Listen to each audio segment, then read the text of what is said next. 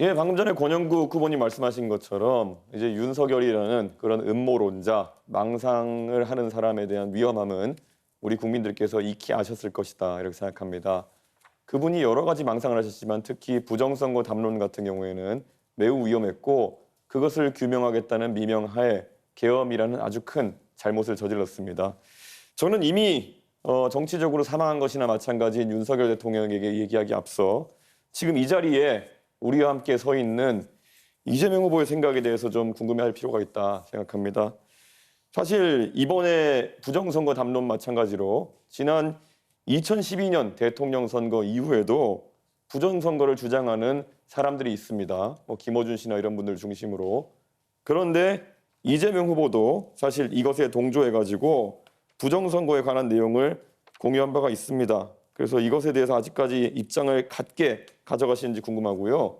천안함에 대해서도 잠수함과 충돌했다. 연구 결과 나와라는 내용을 공유하면서 천안함 음모론에 동조하는 모양새를 보이셨습니다. 그리고 또 서부전선 포격 당시에 현지 주민이 북한 측의 포사격을 듣지 못했다는 내용의 뉴스를 리트윗했는데요.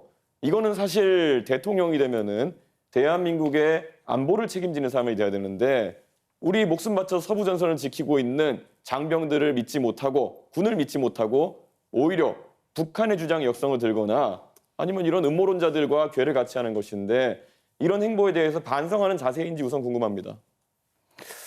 네, 말씀드릴 기회를 주셔서 감사하네요. 제가 말씀드렸던 부정선거는 국정원이 댓글 조작을 통해서 국민 여론을 조작했기 때문에 그 측면에서 부정선거라고 한 거지 무슨 투개표를 조작했다 이런 차원의 윤석열이나 우리 김문수 후보가 관심 갖는 그런 부정선거는 아니라는 말씀 하나 드리고 두 번째로는 천안함은 저는 정부 발표대로 북한의 공격에 따른 것이라고 공식적으로 제가 숫자 발표했다는 말씀을 드립니다. 덧붙여서 제가 이준석 후보한테 이거 하나 여쭤볼게요. 계엄 해제하는 거 정말로 중요했는데 12월 4일 날 새벽에 12월 4일 3일 밤이죠.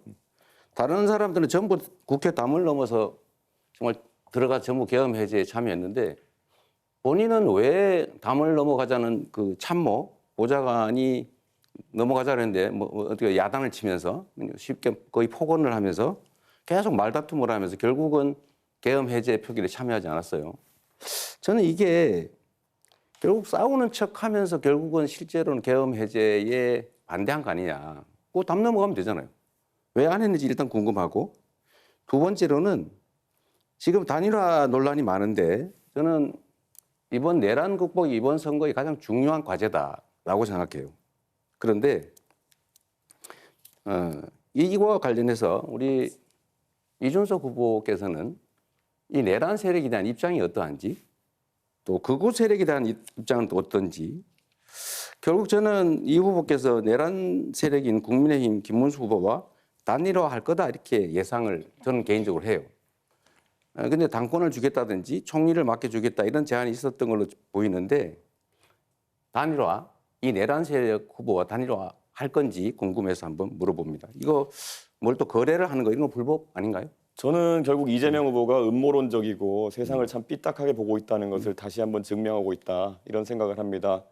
계엄이 터졌을 때 아마 귀당에 계신 분들께 아마 여쭤보면 알 겁니다. 저는 귀당에 있는 의원들과 계속 소통하고 있었습니다. 지금 국회 본회의장에 몇 명이 들어갔냐. 제가 택시를 타고 국회 쪽으로 이동하는 와중에도 계속 물어봤고요. 그래서 170명 가까이 들어갔다는 것을 보고 안심해서 저는 밖에서 그러면은 여기에 진입하지 못하게 하는 것이 부당함을 항의하겠다라고 제가 이야기하고 계속 밖에 있었던 것입니다.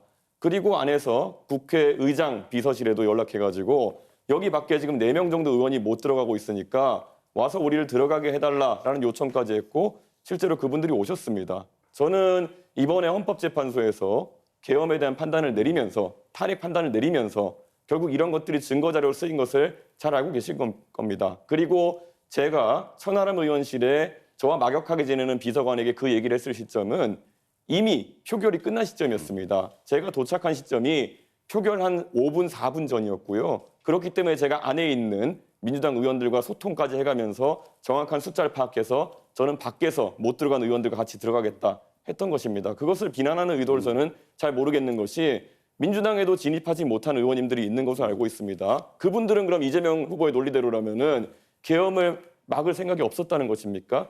그렇게 삐딱한 생각으로 우리 당 의원 보는 시각과 다른 당 의원 보는 시각이 다르기 때문에 이재명 후보가 갈라치기하고 우리 편 아니면 다 적이라고 본다는 그런 이야기를 듣는 겁니다. 굉장히 안타깝고요. 저는 국민의힘의 이야기에 대해 가지고 단 한 번의 예외 없이 단일화에 관심 없다고 이야기하고 있습니다. 이재명 후보는 그냥 본인의 망상 속에서 계속 그것만 두려운 겁니다. 그래서 이런 아주 중요한 정책을 물어봐야 되는 자리에서 자기 궁금증 해소하러 나오신 거거든요. 저는 이런 것들은 이재명 후보가 굉장히 편협한 시각을 갖고 있다는 확신을 국민에게 줄 거라 봅니다. 네, 제가 정리삼아 이 말씀을 한번 드려볼게요. 그렇게 설명하시면 됩니다. 국민들은 의구심을 가지고 있죠. 거기서 말다툼을 하면서 시간을 보내고 의결 정족수가 충분하니까 계속 싸우고 있겠다. 이건 저는 국민들께 납득하기 어려울 거라고 생각해요. 물론 단일화 문제에 대해서는 나중에 결과가 결국은 나오겠죠. 그때 가서 보기로 하겠습니다.